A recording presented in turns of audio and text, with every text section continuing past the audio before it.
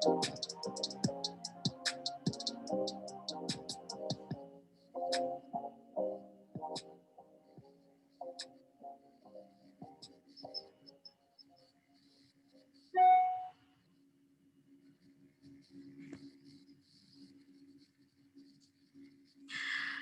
everyone. My name is Kristen Jackson, and I serve as the Connectivity Director for Woolly Mammoth Theater Company, which works to connect Woolly's artistic practice with its civic practice. My work at Woolly really relates to community engagement, audience engagement, civic dramaturgy, and learning, and takes many, many shapes and many, many forms. I'm super excited to be here tonight with y'all. Woolly's relationship with Howard actually stretches back to before I joined Woolly 6.5 years ago. So it really felt right when Woolly decided to launch a new core partnership program that one of the first organizations we approached was Howard. This is a really important relationship to us, and getting to know you, learn from you, see your work, have Woolly serve as an extension of your campus is a real joy for us. We can't wait to see the artistic work that you will be a part of and lead in the future.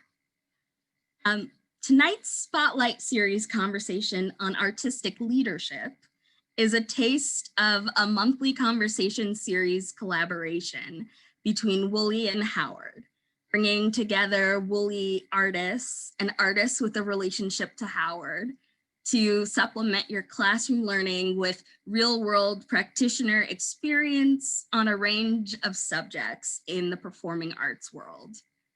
Now, we are excitedly looking forward to the winter-spring semester when we will be back in full force and hopefully on a monthly basis with this series. But we wanted to give you a little bit of a taste tonight.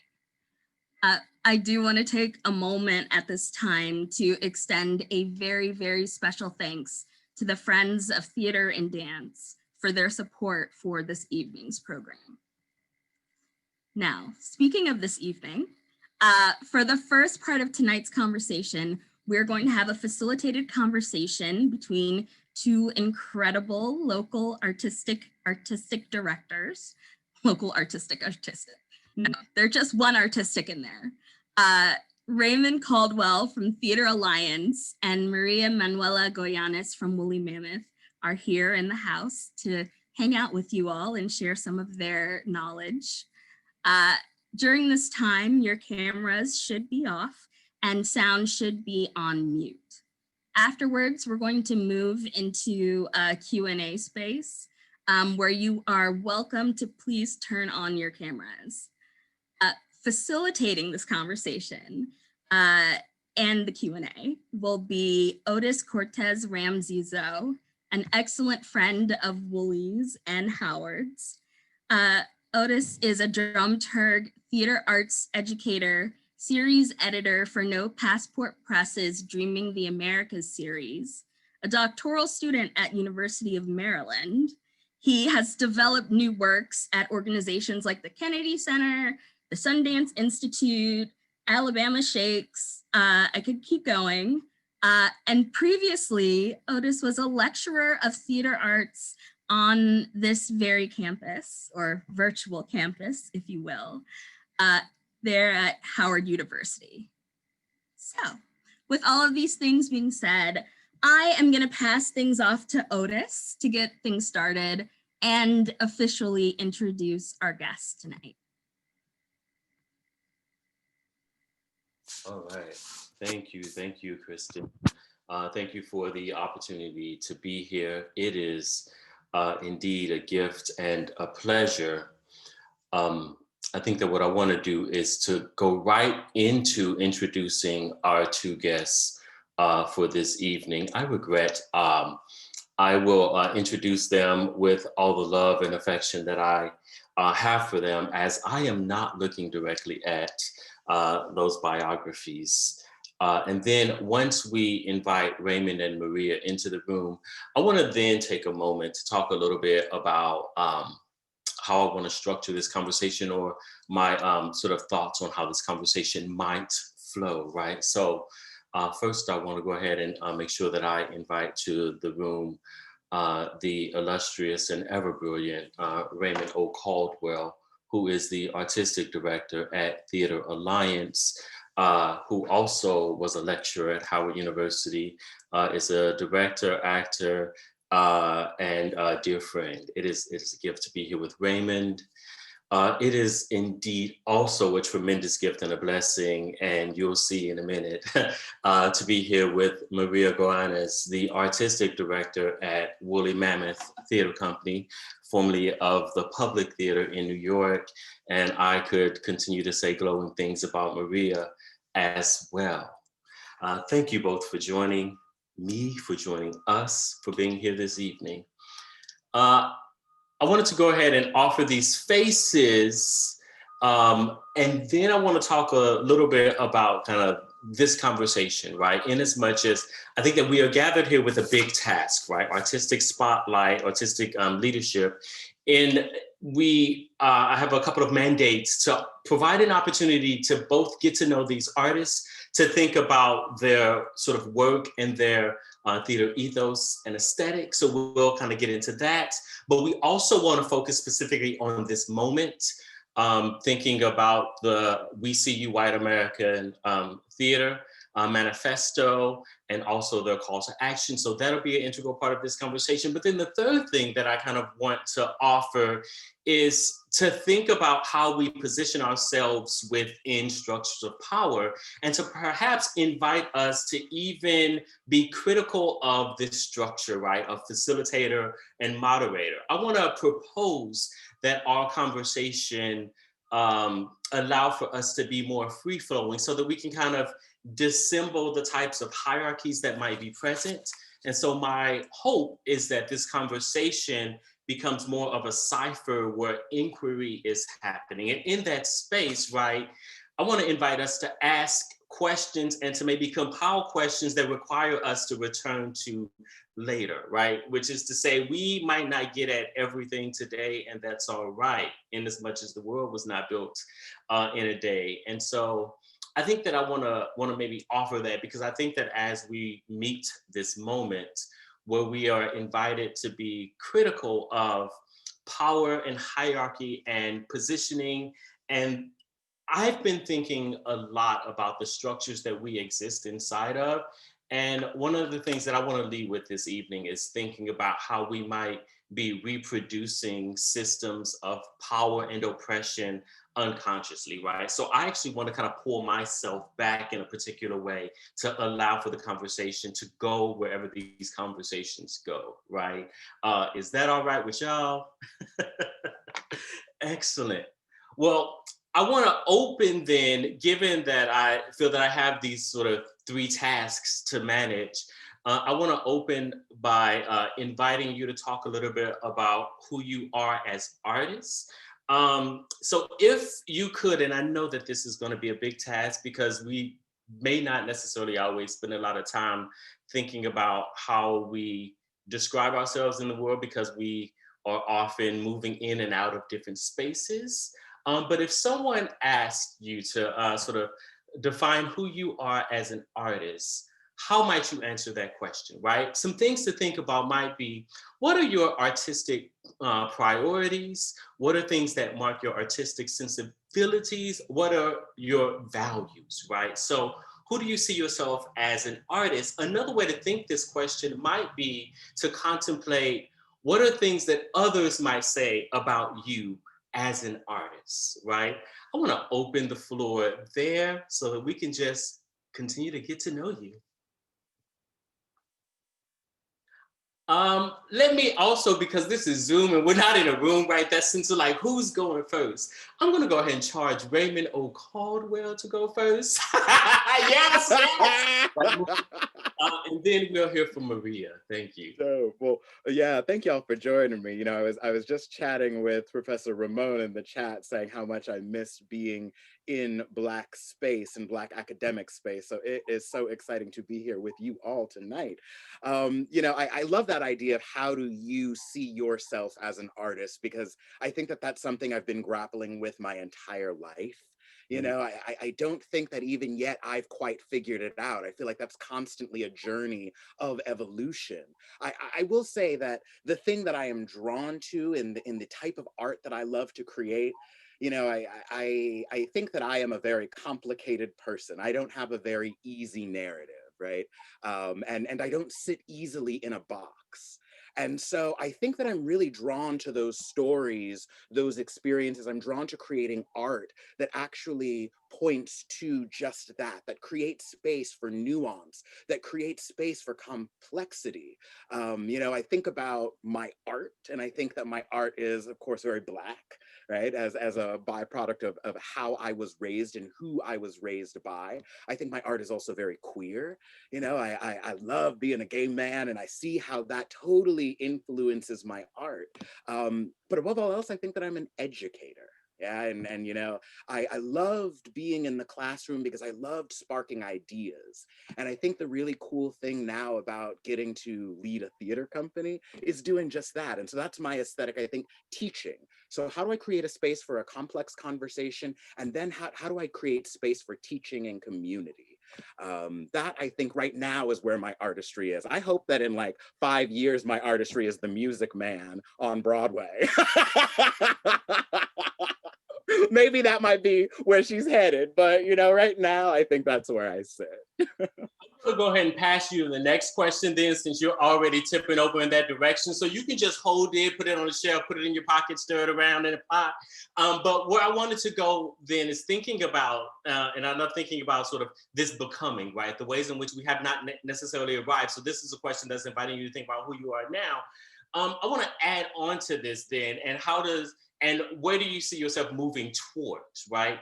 And we might think this in relationship to the specific institution where we are, the communities that we serve, the particular needs of this present moment, right? So how it is sort of seeing where you are now, where are you aspiring to move towards as an artist, or in terms of just focus for your artwork? So I'm gonna let you hold that question, and while we go to Maria.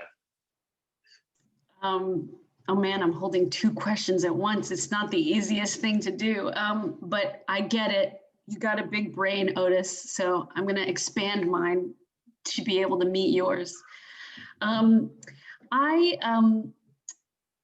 You know, it's such an interesting question for me. I appreciated your framing of it, both as a question for myself, but also a question of how people view me. And I think that's a really interesting tension for me, because I have stopped being a generative artist. So I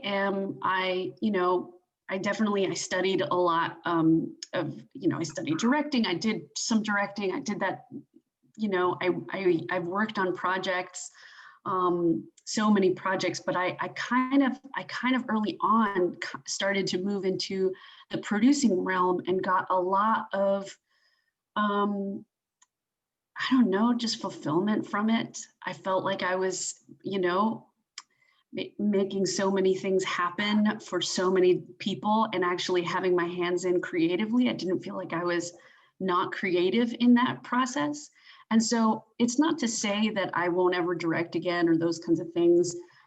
Frankly, I don't have the patience anymore. Last time I directed, I was literally like, oh man, just say it louder, faster, and funnier, will you? It's totally like, I can't handle this.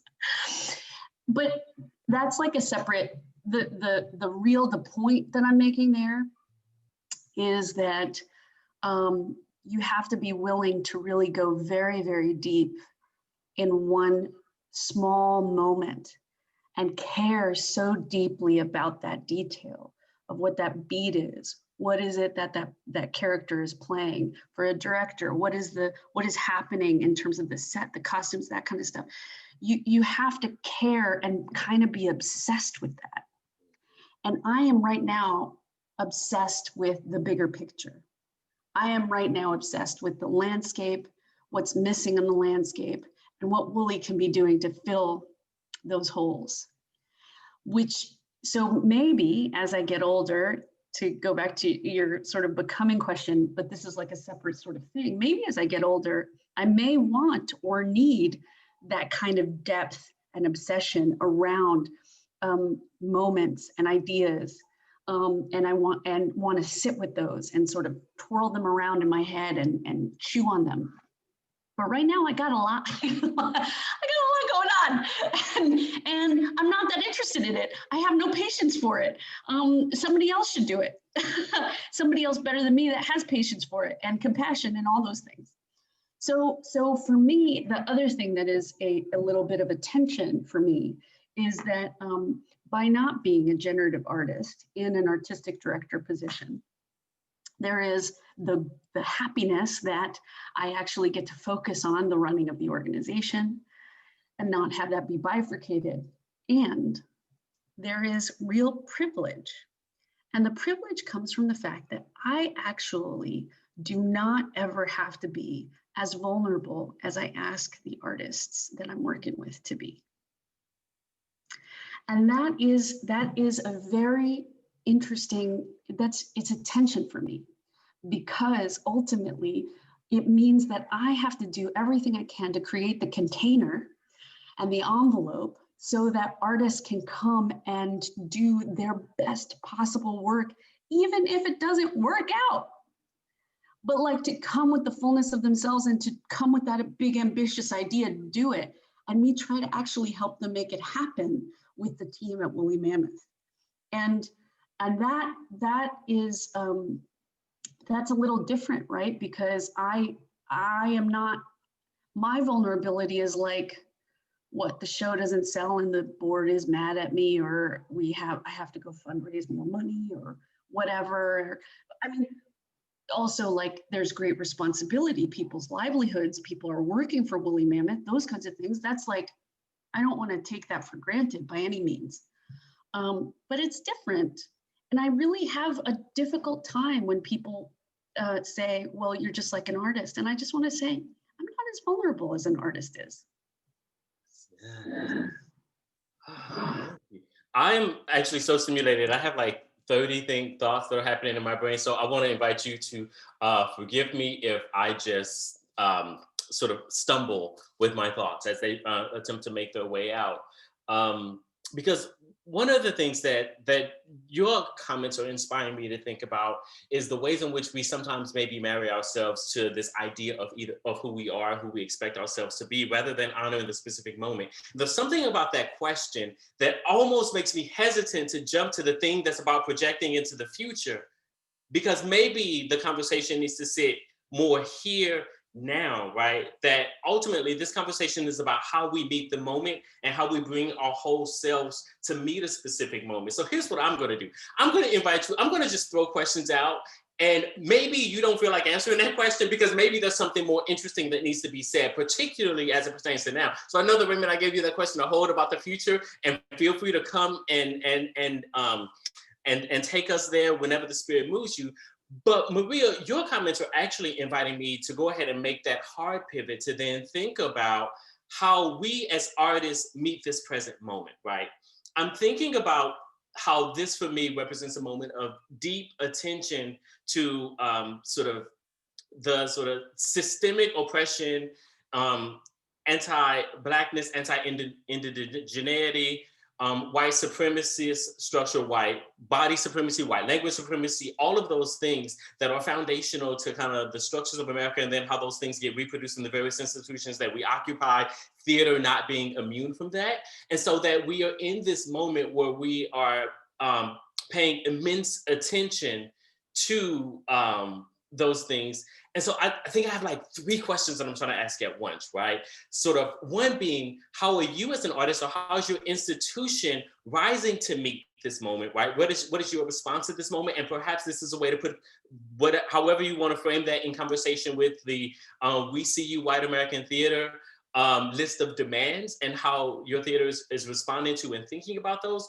But perhaps this is also a moment to think about how we are holding attention and what that means to kind of hold attention, right? Because I want to slip and think about the patterns that we have in this nation, which is to slip into inattention.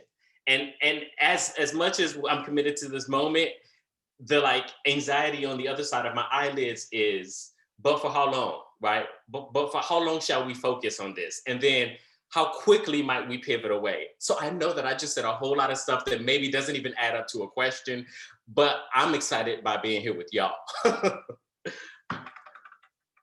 I think it does add up to a question. And just to jump in, and then I'm really curious, Raymond, what's going on in your head, but my impulses have a lot to do with the fact that, like, you're absolutely right.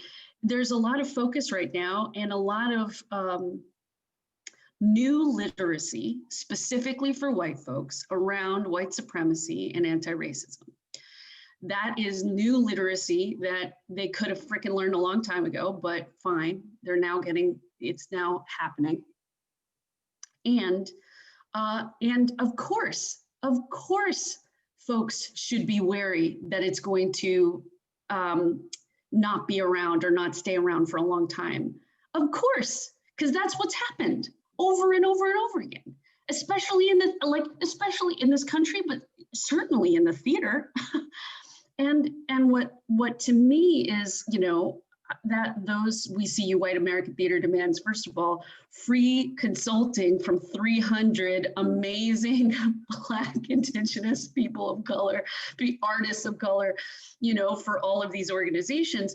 And I've heard a lot about sort of some tone policing around that document. And the thing that is so frustrating to me about that is I just want to say, like, the time where the tone wasn't that has passed. This keeps getting brought up. So it is going to continue to get brought up. So for me, the question that I have is about accountability. And the thing that I'm having difficulty with in terms of that is two things. The first is I found a very simple definition of accountability recently that I love, which is to be counted on. And I don't know that I think we can count on the white American theater.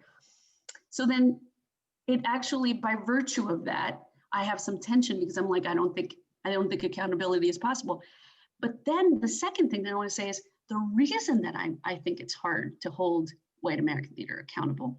And let's be very clear, Woolly Mammoth is a predominantly white institution. Let's be very clear. I am a very light-skinned Latina. Like, I am walking through the world, really. Folks are not imagining that my mother's Dominican, right? Not imagining.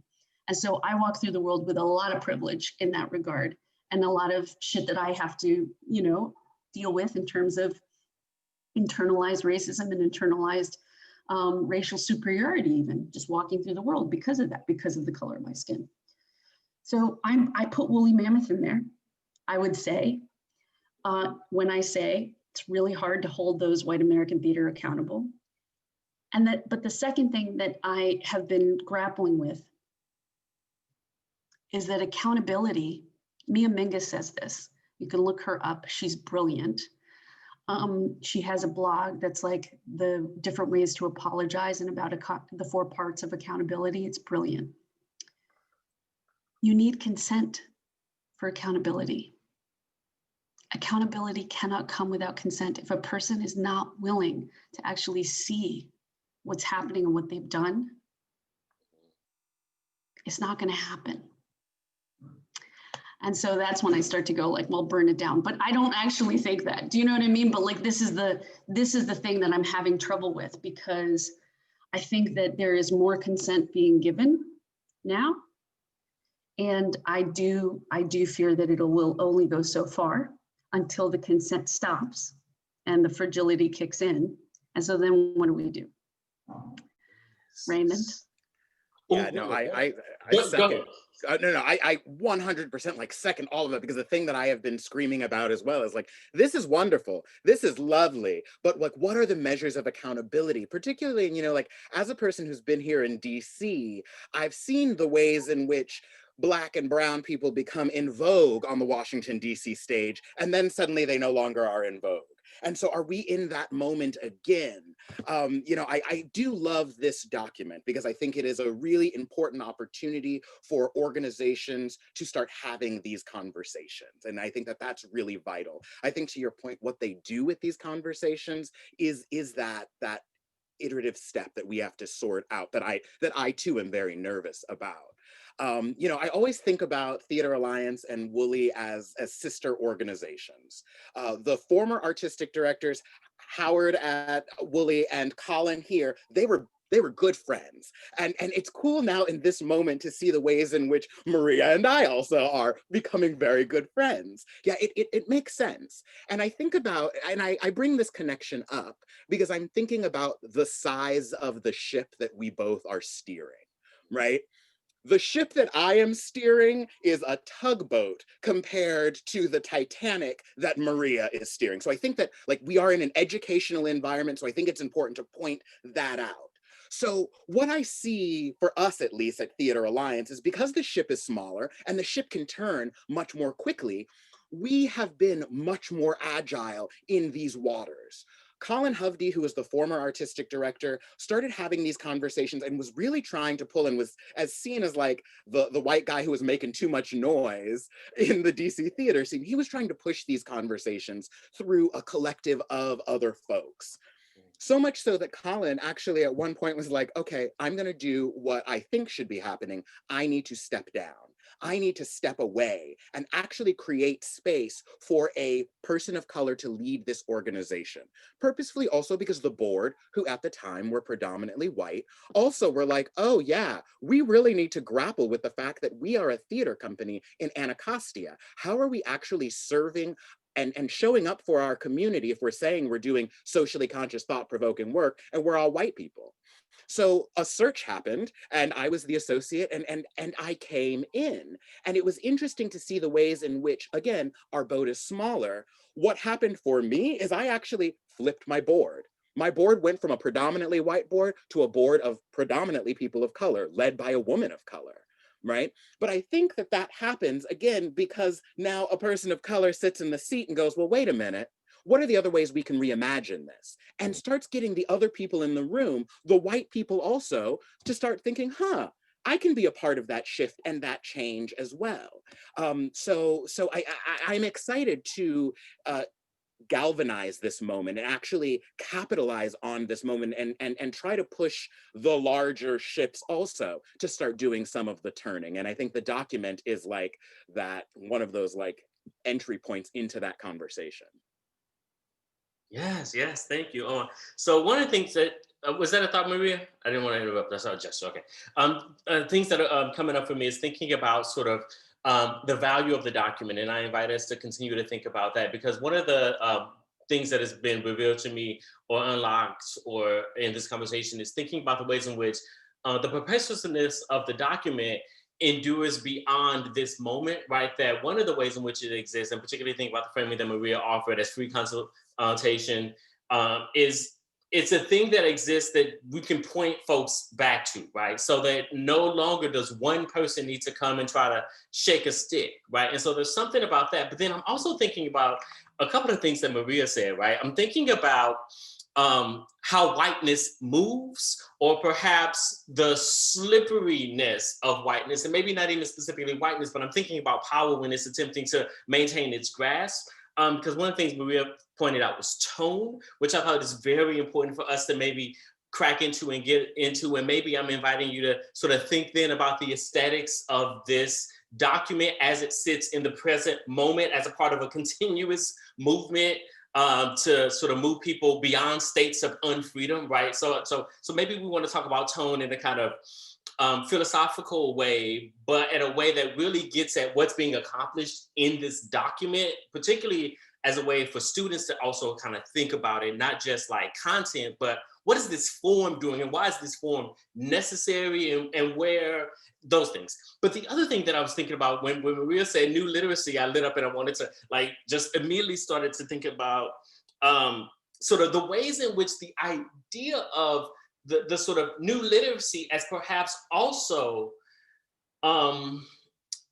pointing towards, how am I trying to say this? The idea of the new literacy that folks are acquiring as also a part of this sort of system of white supremacy. And what I'm thinking about is it kind of maybe supports the type of like white shock and white surprise of, oh, I didn't know, let me go and learn. And so what it does is it creates a space then, because I don't actually have to address this thing right now, because the thing that I need to do is learn. And oh my God, now I have to. And so there's a part of this where I can kind of continue to be skeptical, because I'm thinking about, I keep saying the way whiteness moves.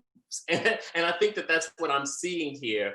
And so maybe part of this question is to ask us to think about sort of the document, its tone, what it's achieving, but then also thinking about like, what are some of the barriers that we are witnessing to action, right? And particularly, I think, yes, education is necessary, but to the point that some folks have had 30, 40, 50, 60 years to learn, and that they have not signals a particular refusal, not that it's impossible. So like, how do we address some of these very real barriers to the type of progress that we want to have happen in the American theater, in our community theaters, in our lives, in our relationships, right? So we can always go smaller, smaller, smaller, smaller. Maybe it's within us, right? And how we deal with those interactions. I know what I keep doing is asking a bunch of questions, but I kind of feel like we should just be sitting down with tea and just talking.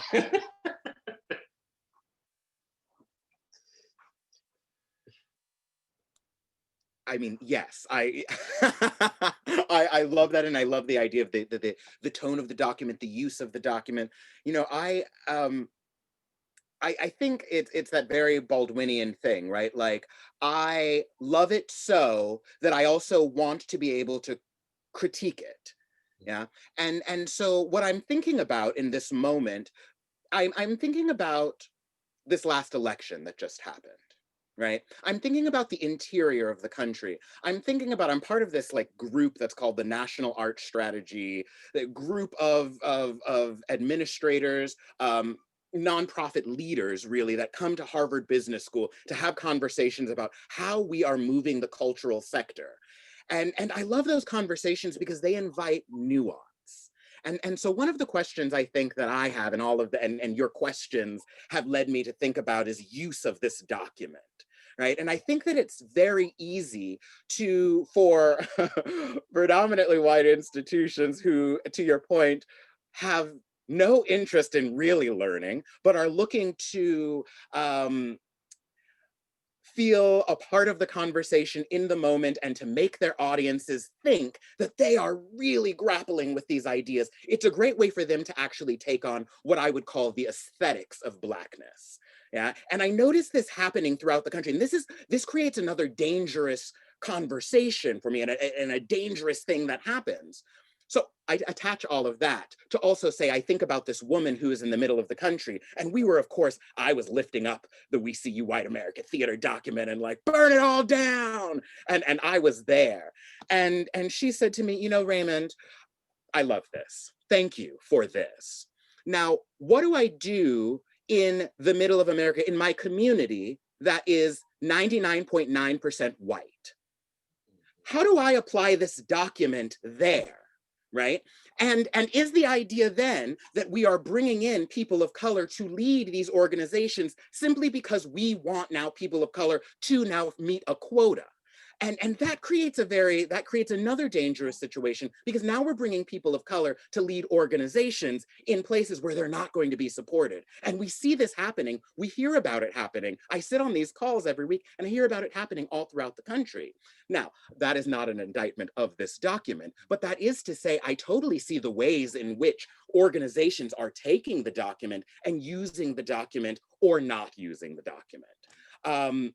I do think that it speaks to this current moment, and it speaks to what a manifesto is. Right? And to understand the document, you also have to, I think, understand a manifesto. A manifesto is nothing that's ever finished. And I think right now, the American theater, particularly the white American theater, are looking for the answers. They want the Band-Aid, and they want to just fix it, as though there is just some bandage that is just going to come and fix it. What they don't understand is that the document actually is inviting them to divest from whiteness. And that is something that they're really not able to grapple with. But I think, again, it starts an interesting conversation. So I don't know, I said a whole lot of things. One thought that I just want to add on, I know that Maria has a lot of brilliance to offer as well, is I want to point out sort of a sort of practice that perpetuates the sort of system, right? That came up in your story, right? And that's when white people ask, or when someone asks, what can I do, right? It is then continuing to ask someone else to do the labor for them, right? And so there's a labor issue, but then there's also a sort of representation of white fragility to the extent where it is suggesting that, oh, I'm so unable, I am incapable of coming up with the solutions for myself, right? Which is one of the kind of myths that circulate around whiteness, right? It is to say that I am in need of care, I am in need of protection, I am in need of instruction. Oh, please, you tell me what to do. No, actually, the point of the document is that you need to figure it out, right? And you need to figure it out in relationship with your community, right? The fact that you made an assumption or that you are repeating a past pattern that says they won't be supported means you're not thinking critically about solutions then. Because then how do you institute a solution then where there is support available? How do you build that infrastructure, right? So there's something interesting, and that's the thing I keep thinking about when I keep saying barriers, right? Because what we keep seeing is these kind of barriers, these performances of whiteness that to meet this moment, but this time kind of under the umbrella of, oh, I'm trying so hard, but the sort of white practices keep bleeding out. But that's business, right? And that's the tricky thing that we're grappling with right now. We're wanting our cultural institutions to also operate as businesses. And those two things do not and cannot then align. And so I think that, yeah, if we're looking at the document and wanting that document to give us all of the numbers so we can meet the numbers, that's business. But a cultural institution actually is looking to its community and asking itself, well, what's missing here? And how are we making the community and our culture better? How are we doing it for the culture? But the problem is we're not doing it for the culture, we're doing it for the Benjamins right now, right? And so. But what do we do for the culture in this country? I mean, I'm not actually understanding that is even something that's on the agenda. It's certainly, I mean, it's just, it is incredibly difficult to get on the agenda. And these cultural institutions, like from this pandemic, my hope is that theaters and museums and, and various other performing arts organizations will be the ones to actually knit our community back together. But yeah, we're not set up. We're not set up. The thing I keep thinking about is, like, it's one thing to hire somebody, but it's another thing to create a culture where they can actually succeed. And I think this moment is also different because we have numbers. We have more numbers now. So I think part of the We See You White American Theater document that is showing is, like, actually it allows a young up and coming Black artist to go and say, Lynn Nottage and Viola Davis have the same experience that I do. Lin-Manuel Miranda signed that document, right? And it actually it gives a little bit of cover to those young people in particular who are like, what the F? Why is this like this? This need not be like this. And I will also say, and the document even says this, I think, it's full with contradictions. It's full of contradictions because 300 people worked on it. It says the same thing a lot over and over again. And then you're like, wait, but this was the point over there. And that's like, wait, now you're saying something different here. And it's like, it's like a guide. It's like, it's meant to spark the debate and the conversation. And and to go through it and to be smashed into pieces, you know, with that kind of rigor and inquiry into it. And I agree with you, Raymond. I do feel like a lot of it that's happening right now is performative. But what I hope is that when that person of color is hired in that predominantly white institution in that place, they actually feel all of the other folks at their back in some way who can help them through. The other thing that I keep thinking about is I really hate this narrative of, you know, there are only white towns and there are, you know, it's like, the reason why I hate that narrative, well, there's lots of reasons, but one of the things that I wanted to bring up is like, do you all know Jarvis from Jag Productions? You all know Jarvis? Well, every Howard student needs to look up Jag Productions, JAG, Jag Productions. This guy was like, I don't like being in New York. It is too hard to make anything happen. We're going to go to Vermont. This is a Black man in Vermont with a Black theater company in Vermont. And one of the things that he's been working on with Stevie Walker-Webb, who's a director, is a Black methodology, actually, it's called like, oh, I don't want to mess it up. Anyway, a teaching methodology for this moment that Stevie and them are creating. So like the problem with that I have with all white towns and stuff like that or whatever is like, you know, people of color are the global majority. The issue that's happening with this country, for me, my analysis of it, is that this is the first time in the history of the world that a democracy has actually completely changed its demographic. That's what's happening. That has not happened. That didn't happen in ancient Greece. That shit didn't happen in lots of other places. So this country is completely actually changing its demographic by what, year 2050? We're going to, right? And that is causing a lot of tension. And it's been causing a lot of tension. And that would not be the case if that demographic wasn't changing. It would be very, very hard for people of color still. There's no question, particularly Black folks, but we would be in a different situation if that demographic wasn't changing. And so because that demographic is changing, there has to be a new literacy because it is all about the Benjamins and those folks have purchasing power. So it's also tied in together, right? It is also tied in together. Anyway, I could keep going. Go ahead, Otis, save me from myself. Absolutely, absolutely. Thank you. I mean, one of the places where I want to go then, and thinking then, because we talked a lot, like theoretically, we talked a lot about sort of where your sort of personal ideology begins to intersect with how you're meeting this moment. I want to maybe see if we can pivot and start to think specifically then about the work that is happening or that you are proposed happening at your theater companies, right? I want to think about, so then as recipients of the document and as folks who have been thinking about it, what are the types of specific sort of changes, shifts, questions even, right? Because this is a document, again, because as you point out, it is full of contradictions, it is long, it is repetitive, right?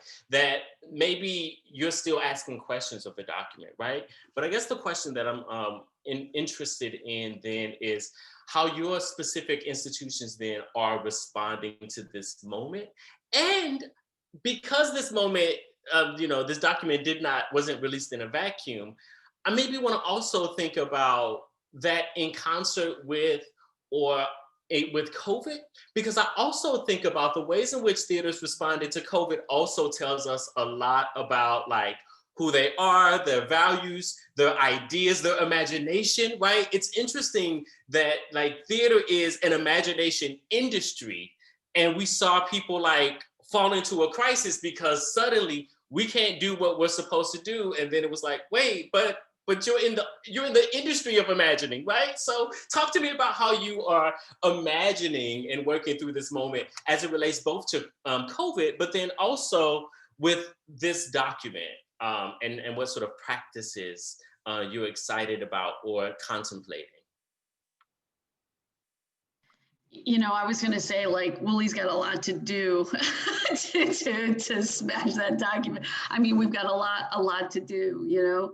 I love Woolly Mammoth, and I have a very, very close relationship with Howard Chawitz, who is a co-founder actually of Woolly Mammoth, co-founded it with a lot of his actor friends. But it is incredibly clear to me, you know, it was essentially an all-white theater company in a majority Black city of Washington, D.C. for the first 20 years of its existence. So that's history. That's real history. That's sort of like really embedded into it. So I just want to say, like, we got a lot of work to do, and I don't necessarily think that. So where it is that we're going, or what it is that we're trying to do or attempting to do, is just continue to interrogate in the same ways that you were talking about, Otis. And some of the things that I am personally working on are just like questions around shared artistic leadership. That maybe my lens doesn't have to be the only lens. And what does that actually look like? I'm not talking about artistic director by committee. I'm not interested in that. I think that's shitty. And the reason I think that's shitty is because it's very hard to get a strong point of view from a consensus-based model.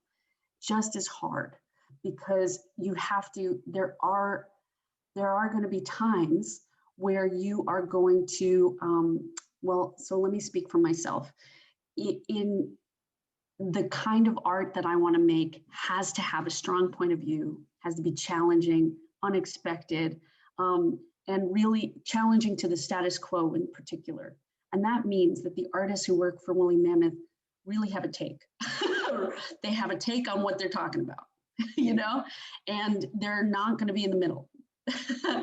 They're going to push your buttons. They're going to attempt to push your buttons in one way or another, you know. And a Woolly show, your button, hopefully one of your buttons will be pushed.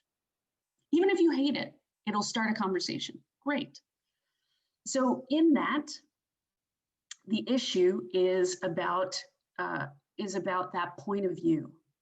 And my lens is super different as a first generation Latinx female from Jamaica, Queens, than Howard Chawitz, a 65-year-old Jewish American man. You know what I mean? Like very, very different lenses, right? We grew up in completely different times. But I also think that there might be other work or other ways of thinking about work that feels, that can expand actually the lenses that we have on stage. And that's something that I'm right now piloting. We're going to be doing, we haven't announced this, so don't tweet about it. But we're going to be doing this project with 6 Black female curators. Kristen Jackson is one of them. Phaedra Carpenter, Nicole Brewer, Nicole Salter, Jordan and Leticia, who do the Daughters of Lorraine podcast. And the name of it is Reset. Actually, I want to tell you the whole name because it's awesome. And like, I would have never come up with this, number one.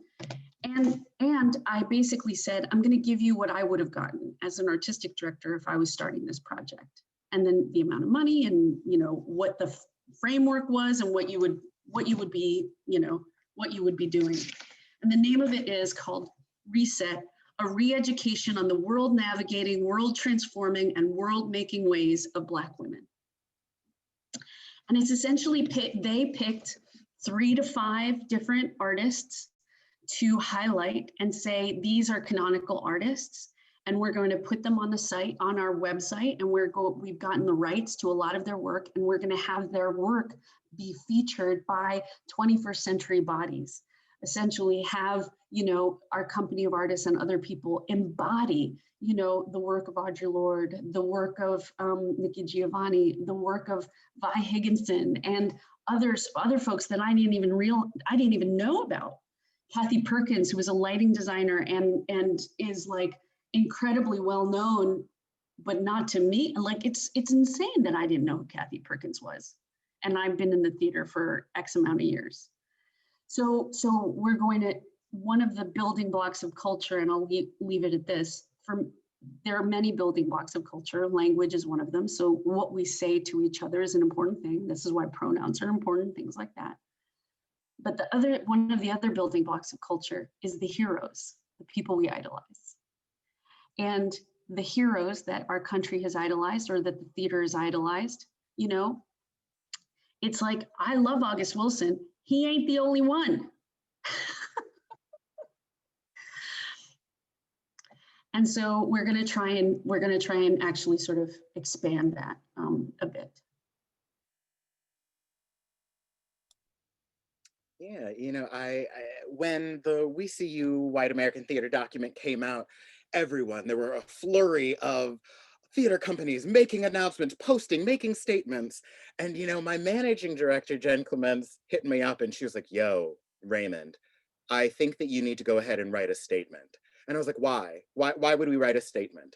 And, you know, I began to think about the ways in which, from the moment I took over the organization, I actually was very intentional and purposeful about the conversations I was attempting to create in and around and about Blackness. You know, when Ahmaud Arbery was murdered, when Breonna Taylor was murdered, when George Floyd was murdered, we were creating art internally. We were involved within our Black community actively.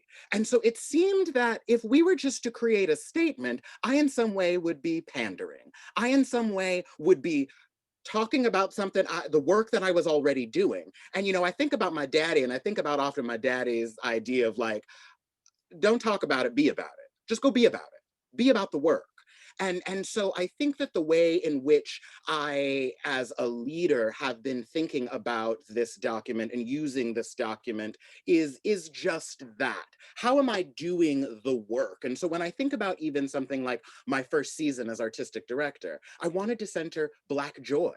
This was an idea that other people, everyone, you go stages all across DC and with sad slave plays everywhere. And not to say that there's anything wrong with a slave play, right? But like, that's the only way we can be seen. I'm sure that there are other ways that we can be Black. Like, can I just have a Modern Family drama where we are having dinner? Like, can I just be a Black middle-class person? Because those were the experiences I knew were also out there in the stories.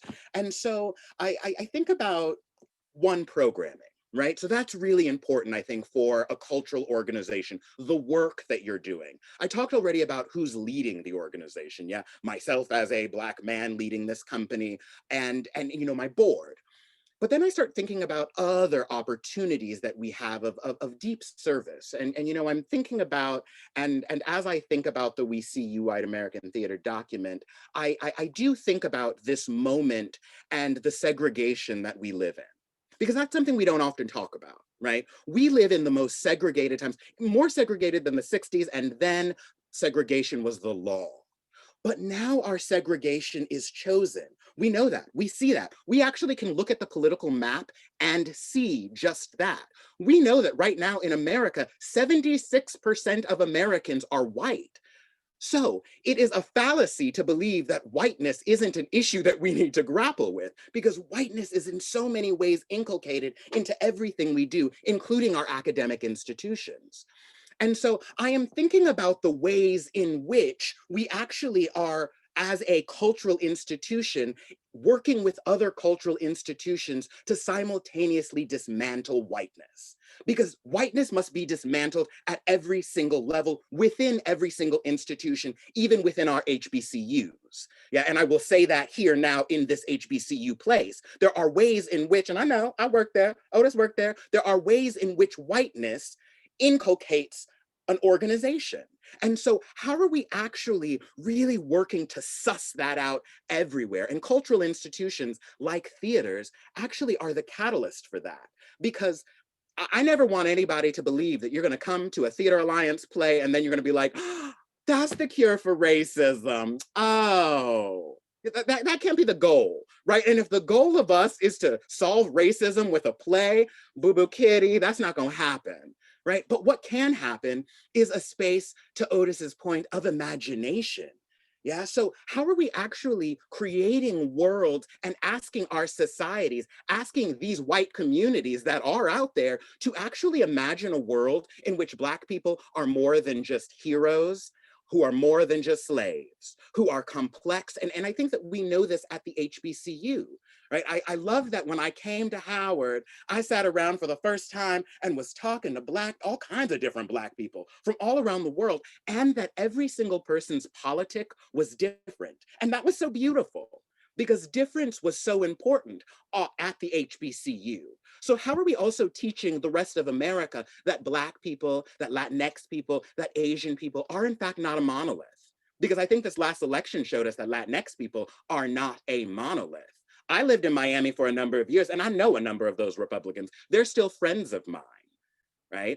So how are we actually using the document within our cultural institutions to actually invite nuanced conversations, very nuanced conversations that focus in on healing our community, on moving us actually forward so that we can actually move to a place. I'm fascinated by the idea of, right now in our current politic, we shit on this word, colorblind. Whenever we hear colorblind, everyone's like, oh, racism, oh, racism. But when we go back to the civil rights movement, when we look at the writings of Bayard Rustin and Martin Luther King and everyone who was planning the movement, the goal was this idea of colorblindness, that we actually were working to move to a place where we actually were looking at race the same way we looked at hair color, right? Because right now, when Amazon is sitting in a boardroom, they're like, you know what we need? More redheads. That's not the way that the world is functioning in terms of hair color. So I think we as cultural organizations, as theater, are asked to show people, well, what the future might look like and inspire a thought so that whatever they do, whether you're a teacher, whether you're a lawyer, whether you are a housewife, you go back into your community inspired by an idea that was provoked within this cultural institution. And you, in your own way, work to transform your society, because we all got different work to do. The work is not the same for everybody. Ooh, child. Ooh, child. That is. So I want to open it up to discussion, but not just yet, right? As we transition, I want to offer one more sort of question or opportunity for response or contemplation, and then we'll open it up, right? Because one of there's so much that has come up, like y'all should see my notes. It's like all over the place, and just so many thoughts.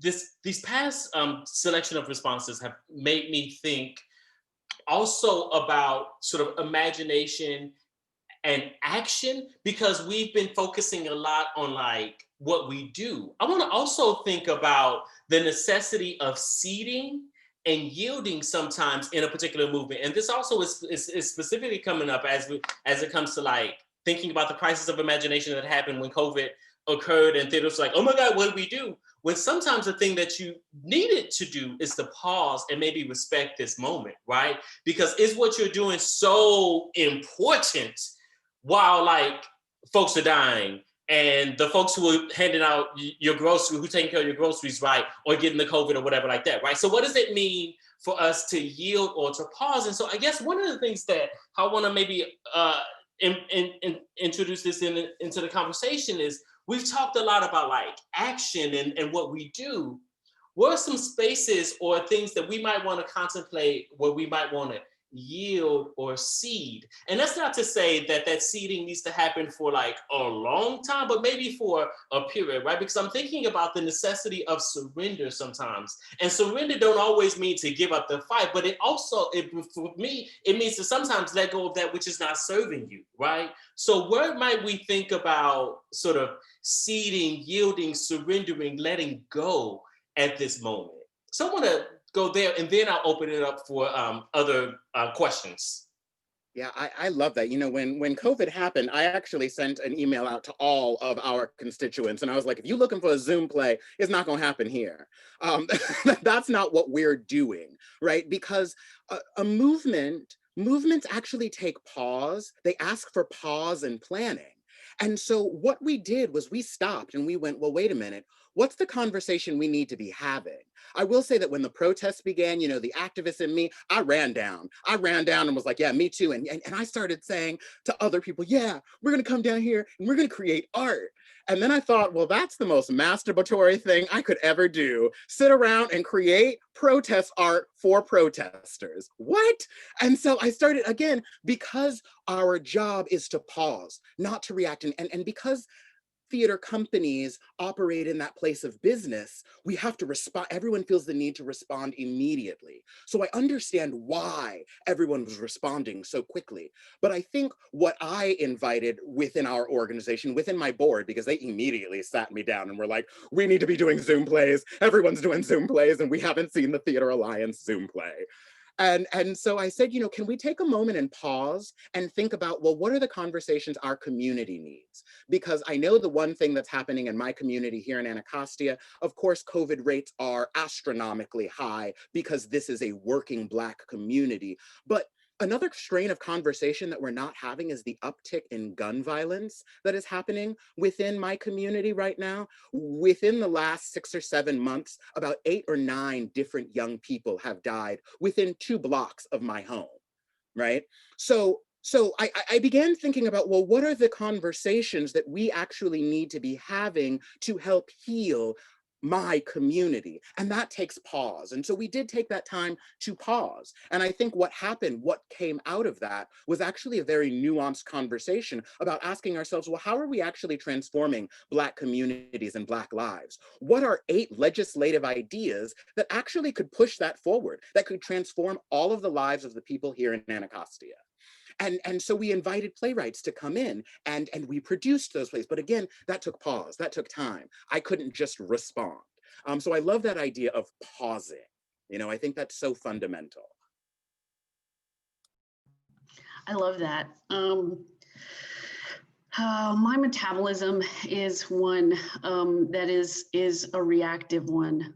And I think that is why I feel like a good fit for Woolly Mammoth, because the kind of theater it is, it's actually like, it's meant to be built for this moment. It is actually like, it is meant to be built as like a nimble, adaptable, flexible, pushing the boundaries of the art form kind of theater. And so to me, the thing that was happening was actually surrendering to the idea that Woolly that Woolly could actually just be out of the box. Like, just let it be out of the box. Just let us do something on the telephone. Let's do an episode of Black in Space TV with Makers Lab, an LGBTQIA group here in DC. So you all should know them. Amazing group, Makers Lab, Black in Space. Look it up. Juke Joint is the name of the episode. But the thing that so we're a theater company that's sort of like, you know, says at least, like, we've been saying that we've been pushing the envelope all the time. And then like when the pandemic goes, it's like, okay, well, all right, are we gonna do it? Are we actually gonna do it? And it's been hard. I have to be honest, it's been really hard. But there's something else on a complete opposite side of your question, or the thing that you asked, which is like surrender or letting go and stuff. And I wish I had the Post-it note here. You know, I usually have this Post-it note. And it's something that somebody said to me about, you know, sometimes even if you know how to help, you don't need to help. And I have found myself, like, when I hear your story, Raymond, I go, well, in your community, yeah, you need to help. Like, that's happening in your block, like on your block, like, yeah, you need to help. And when I think about like the stuff that we were talking about white fragility and white supremacy, and teaching folks how to move through that, and like working with white American theater to do that or something like that, I'm like, I think maybe I should step back here. I think maybe I should step back and let you do the work that you need to do. And let me focus on my community and the people around me, and the thing that when I got to Woolly, everybody was like, oh, Woolly shows are always just preaching to the choir. And I was like, I don't know about you, but like, our choir is divided. our choir is not singing the same tune. Like, but it was because everybody was like, well, only progressives go to Woolly Mammoth. You know, shouldn't we get the conservatives in? And I was like, you know, there's consent needed for that. And if someone isn't willing to have a conversation, I don't think I'm willing to have them in my, like, I'm not that interested. Not that interested. You have to be willing to have the conversation. And there's enough people certainly in the choir currently that are not speaking the same language. Talk about the election, even just look at that, look at the Democratic race and the number of people who are up, you know what I mean? It's just like, what? And what's happening? You just sort of go like, oh, we have a lot of work to do. And there's sort of literacy amongst ourselves and conversations amongst ourselves that we really need to be having. Certainly I need to be having in my Latinx community. Are you kidding me? Like, you're absolutely right, Raymond, what you were saying about the Latinx community in this election. And for me, the biggest thing is like, also, where is the Afro-Latinidad? Like, that's not in Hollywood. You don't see it. You don't see it. It's not represented. It's as if it doesn't exist, right? And then you get people like Eva Longoria or Gina Rodriguez being like, where's the brown superhero? And I was like, yo, Black Panther is for the Afro-Latinx people too. We got them. We got them too. So I have a lot of work to do personally in my community also that I've been thinking about. Oh, wonderful. Thank you. I want to now go ahead and open it up for those questions for the Q&A period. As promised, I told y'all what's happening after this, so I hope y'all ready. I hope y'all got your questions ready. And as we transition, I'll just kind of keep talking, because one of the things that Maria's comment has made me also think about is the sort of kinship between like seeing and surrender, that like sometimes in order to surrender, you gotta, sometimes it necessitates sight, right? And particularly I'm thinking about the ways in which your story invites us to think about surrendering into who you say you are because you haven't been that, right? Then that notion of we can walk around with an idea of ourselves, but sometimes you gotta surrender and actually become that, right? Sometimes you gotta actually be who you say you are. And that's not always easy. I will add that, like, particularly in this space, right? Like, as I'm building an organization, I say, well, there are people I will not take money from, right? and then it's like, uh-oh, but I'm also producing theater. Then I'm like, you're living in a capitalist country. Like, what are you talking about? Right. So how do we grapple with that? How do we live our morals as well? There is no clean money here. And you know, I think that leads me to think about, well, what are the ways in which communities are building cultural institutions? And I think that leads me to think about, you know, the Black church. And you know, I grew up in the Black church, and I will say I didn't enjoy going to church. What I enjoyed in the church experience was the performance of it all. Right? I thought of it as like some of the most beautiful theater and theatrical performance I had seen. And so I'm trying to think about the ways in which we as a Black community love the Black church and move into the Black church and center the Black church. Well, what are the ways in which society can do that around cultural institutions? I don't know if that's a possibility, but there's something there. Yes, I want to go ahead and speak the instructions that are present in the chat. So now that we are at the Q&A, feel free to turn on your video, and if you're comfortable doing so. If not, you can use the raise your hand function, and I'll keep my eyes on these screen little boxes in order to call on folks. Oh, sorry, Autumn. I can't see. Hi. No, I'm not. I was just waving to say hello. So I have my camera on. We submitted questions in the form, like our reservation forms. Do you have access to those? Because my questions were so well worded in the form. And she wants her questions read. Yes, Autumn. Direct me towards your question and I'll find it. Direct you towards it. But no names. I just have a list of questions without names. Oh, whoa. Okay. Okay, I submitted 4, so you get to pick whichever one you want. I do have a question. There's one question somewhere in there that's about a specific demand that I was really excited for Professor Caldwell to answer. And it starts with, do you agree with the demands? Is how the question opens. All right, I see that. Do you agree with the demands? Specifically, Professor Caldwell, I'm interested in your thoughts on the demand for the cessation of binary notes given between white artistic directors and BIPOC artists. The justification of this demand is that the notes of a white artistic director / dramaturg will never be more important than the BIPOC creative's values and opinions. You will never understand our stories better than we do. Decenter yourself. It reminds me of a comment you made in Play Reading, that Black art is often given too much room to be bad in white theater spaces because white leadership is too scared to offer legitimate criticism of the piece. How does this demand serve us? Ooh, come on. And also, I am so glad you were paying attention in class. Yeah. Yeah, you know, it gets really tricky for me because I think that I love Howard, I love Black space. And I think that developing Black work in Black space is so fundamental, right? And what happens often whenever we go into predominantly white organizations is the work isn't grappled with that same way and exercised that same way. And so do we get even development processes? And I'd venture to say, no, we do not. Now, I think that what the document invites is an iterative step, right?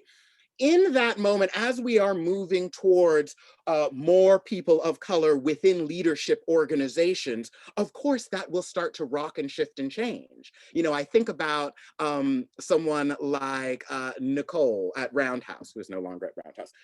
They are right now doing the Adrienne Kennedy project. Why are they doing this Adrienne Kennedy project? Because Nicole was like, her and I were running our mouths about playwrights who never get produced.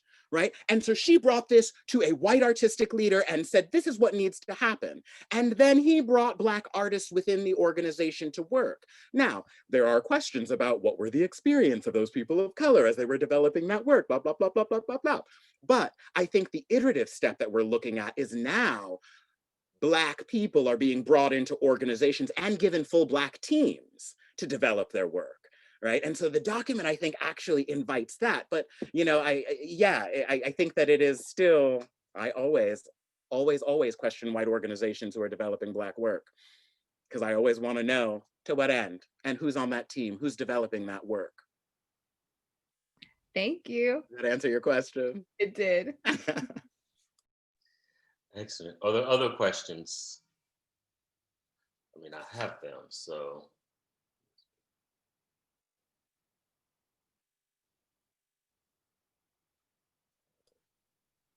I'm now looking at them. I printed this out right before going live.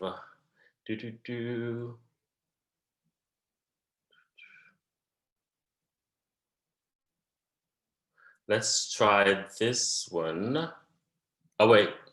You can also ask my question about leadership with union. Yep. Let me find that one. I should have had this in. She whispers. Autumn is the moderator whisperer. Yes. See, I thought Q&A was going to go differently. I thought y'all were going to ask the questions. What organizing work is happening to ensure that the demands are met? Is this labor organizing or a public pressure campaign? Are there partnerships within a union leadership? If anti-racism policies must be publicized within 6 months from the release of these demands, what will happen in January? I wanna bring this up. Okay, so my understanding is that there is a collective that is working on it, and they choose to remain anonymous. And the reason they choose to remain anonymous is because once a movement has one voice or one singular thing, you know, we know from the civil rights movement, those folks are targeted and it doesn't go well. So the anonymity of the collective allows my understanding is allows the collective to actually have, the cover of, again, the Viola Davis, the Lynn Nottage, that kind of stuff, to be able to do some of this stuff. My understanding is that every single artistic director, or as many as possible in this country, received a specific letter, an artistic director and a managing director, that were at a predominantly white institution, that said, we expect to hear about your demands by X date. Those folks who did not respond were called out on Instagram and social media. So it is definitely a campaign that is about pressure, and the accountability is about public accountability, for sure. There's no question about it. I have questions about shame being a good motivator. But I also am grateful for it, because I know that it is a tactic, and nothing was worked till now. So this seems to be working right now. So I'm behind it 100%. I'm not behind cancel culture. I don't believe in that. I think that's really toxic for our communities, because I do believe in healing and repair, just like Raymond's talking about. I do think that is really important, personally. But I do think that if you are leading a public organization that is a nonprofit organization that doesn't pay taxes, right? That is basically, a public good. If it is not actually a public good for all the public, then that's worth talking about. And, and it's not like those leaders, those artistic leaders, don't realize that they're an external face when they get that job, or that they're going to be under fire when they get that job. You sort of understand right from the beginning when you're going to become an artistic director. Certainly, Raymond, I'm sure you're feeling this, is like part of the job is actually be the external voice, the face of be a bit of a public figure in that way, in the community in that way, and for your theater. So yeah, I don't know what's going to happen come January. And again, for me, it just goes back to this question about accountability. And like, if what happens when folks don't say anything? But right now, a lot of folks are saying stuff, and they continue to say stuff, which is really also very interesting too. Yeah, this is actually yielding a kind of spin-off question as it relates to sort of pressure and its impact. And I don't expect, if it's not something necessarily, anyway, let me just ask the question. The thing that I'm thinking about is I'm thinking about sort of shame and efficacy, and I'm thinking about who is the audience to these demands, and then how that pressure may necessitate a response. And I think that what I'm thinking about is for theaters that might have the luxury of existing in a way where they can completely avoid any coverage of this in a certain type of way, right? Like if they have an insulated audience, like, are there ways in which the kind of public release of this demand still allows for audiences to have cover to not address the demands, or to not even think critically about what it is that they're doing? And then I guess part of this question is kind of, so then what happens? Like, what are the kind of proposals for how to proceed with institutions who maybe have decided that it's not going to affect them because they still have their subscribers and they have their board and they have their, XYZ, and that maybe they decided that they could move through the world without addressing We See You White American Theater, because it doesn't matter. I'm going back to the type of person in where Raymond described the story of the woman who said, well, we don't have Black people, which is to say we're not concerned about those folks coming to our theater. So I guess that's one of my questions is, sort of, And I don't know if anybody has an answer, but that's what came up for me.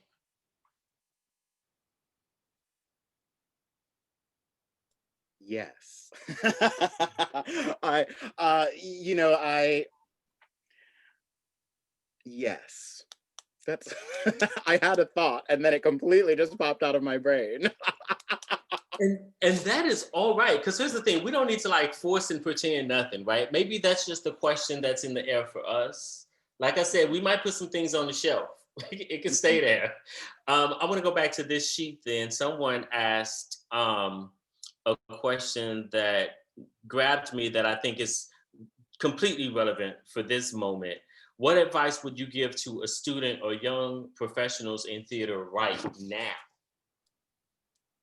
Ooh, that is really, really, really some really great, that's a great question. Mhm. Um, I think that for so long, we have waited, and I think the predicament we find ourselves in now is that we're waiting for institutions to validate us in some way, right? And I think for a long time, I spent a long time looking for institutions to validate me. And then I started realizing, well, I should have been out creating my own shit. I should have been out finding my people, creating my work for the communities that I want to be creating for. And so I think the thing that I always lead with is don't wait for somebody to tap you on the shoulder and ask you, hey, come create. Right? What are the ways in which you are working with like-minded folks? And this happens at Howard all the time. It's the beauty of Howard, right? You find like-minded artists. I think about Ulrich Davis and the collective that now he has working out of Houston, right? These are all folks who met at Howard who were like, you know what? We like working together. So what are the ways in which you actively are working to create the work that you want to see? Because I think that's so fundamental. And then, you know, in this training moment and as we're in this training environment, I've always asked whether, regardless of what department you're in, to think about yourself as training as a holistic artist. Yeah, I think about the lessons that I learned in Stagecraft 101, and I am so glad that I paid attention and did that because I had to deconstruct and construct whole sets now. And I never thought that I'd ever have to go back to that skill set, right? So how are you training and allowing yourself to train fully as an artist in all of the different spaces? Because the joy of Howard is that there are lots of folks to learn from. So there is something about taking the opportunity to anchor yourself in each of the faculty members. And you know, one of my best friends calls it shopping and morphing. How are you shopping some of their gifts and morphing them onto yourself so that as you move out into the real world, you always recognize we stand on shoulders, you know? So that's what I would say. I would say most of that same stuff. Hey, Otis, can you repeat the beginning of that question? Because you cut out for a second. I just didn't hear the clause at the top. Absolutely. It is, what advice would you give to a student or young professional in theater right now? Oh, yeah. Okay. Thank you. I figured that was the question because it was answered so eloquently, but then I was like, maybe I missed a part of it. I think everything that Raymond said is true. And so double down on everything, cosign, double down on everything that you have said. I'm thinking a lot about, I don't know who's graduating or who's not graduating, right? So I'm just thinking a lot about the fact that like 2020 sucked and there is the COVID economy is going to be around for a minute. The thing that I guess I want to say is whatever you do to make money in terms of your entrepreneurial spirit or whatever it is, let it not suck you dry so much that you can't actually generate work and be an artist. Can you please stay in the theater? Please, we need you. And I think that part of this is like trying to actually figure out for yourself like what kind of thing you need so that you can actually still be creating work and not be like basically like, you know, lying on the couch because you can't move because you just basically stared at a screen all day. And for you, that is like soul sucking. You know what I mean? And right now there's so many different types of jobs that are digital that don't actually mean that you have to be at the at that place, you know, and that there's lots of different ways to do this kind of freelance work while you do what Raymond said, which is find your tribe and actually find your people and make work and keep making work, and continuing that craft building that that is so important, so you don't lose it. You can always come hang out at Woolly Mammoth. But I think that's one of the things that I just want to sort of bring up, is that I think that like a lot of folks leave college, leave the university thinking that they're going to be an actor, a director, a writer, etc. And shit gets hard once you actually have to start to make a living. And this is the time to be asking folks and looking at all of the different ways, you know, all of the different ways. I did my work study through college at a library because I love books and I like reading books, and it was a great, easy way to do my homework and stuff. So I didn't have to do it, you know, when I got out of work, you know? So like, there are ways to potentially find things that will work for you while you're still pursuing your artistry.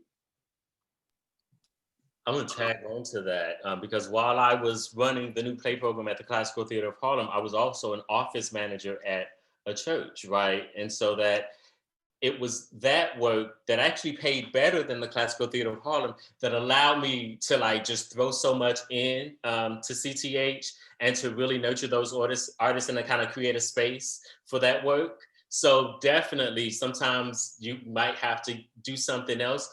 But I was also around such tremendous people. A couple of things. I'm going to work at time. So I'm going to extend an opportunity if folks have any closing thoughts. But this occurred to me hearing the last two responses. And I want to propose, and I'm not selling this, so you ain't got to buy it.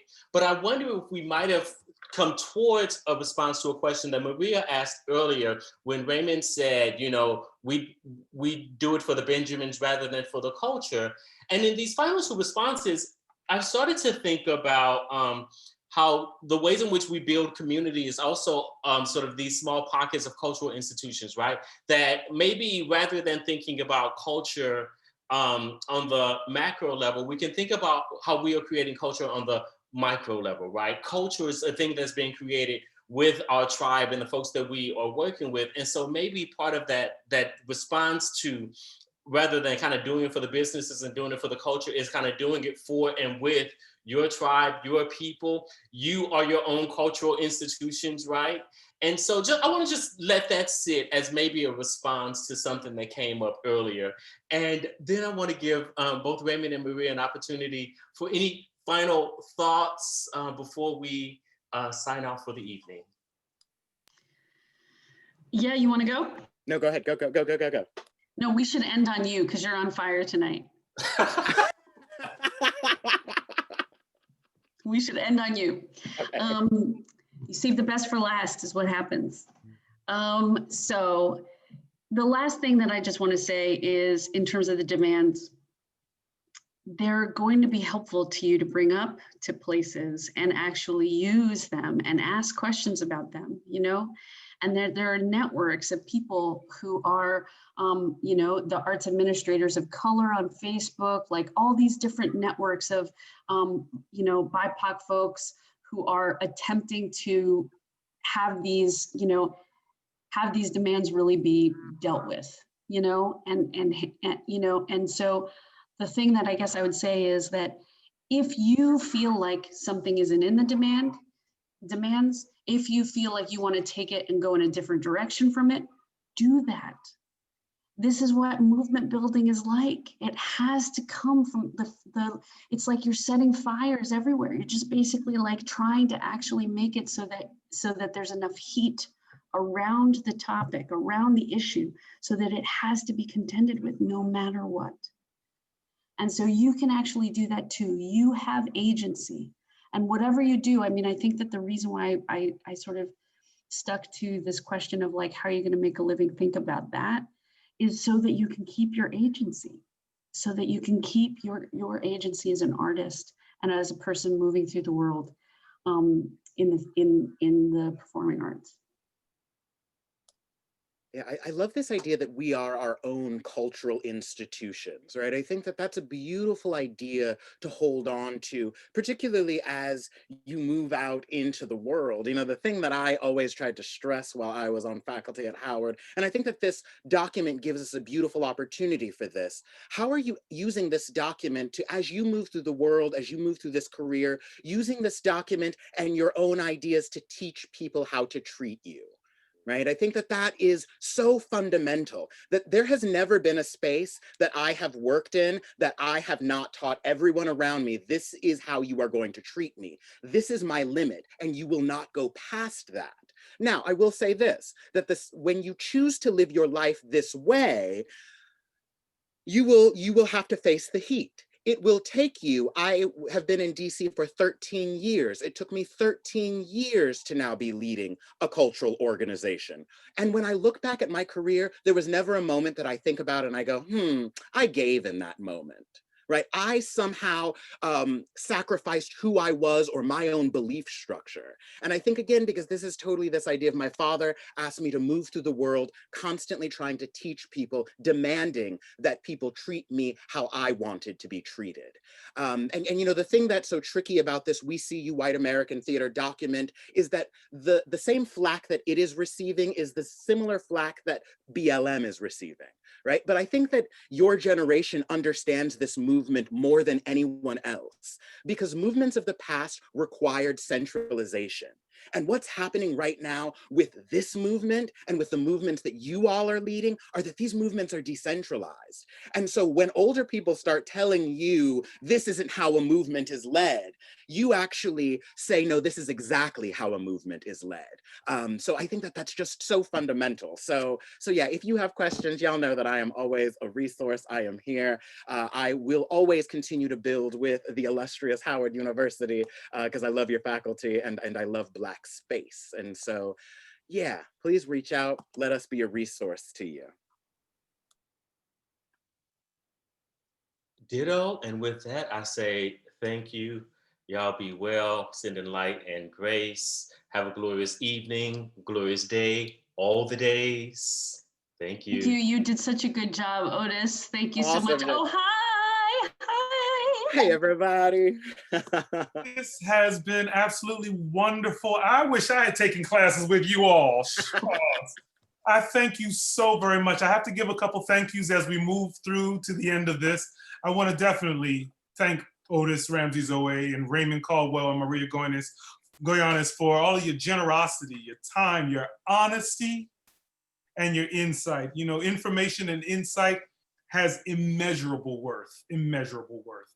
I want to thank Kristen Jackson, Ricky Ramone, Allison Lehman, and the Assistant Artistic Director, Dominique Douglas, for all of the hard work in making this happen. Our chair, Dr. Abiola, and again, special thanks to Friends of Theater and Dance for their constant support. And lastly, thank all of you for joining us. The Spotlight Series is just one of the offerings from the Department of Theater Arts in our Sankofa season, and we invite you to continue traveling with us. For now, good night. Know that we are and our time is filled with endless possibilities.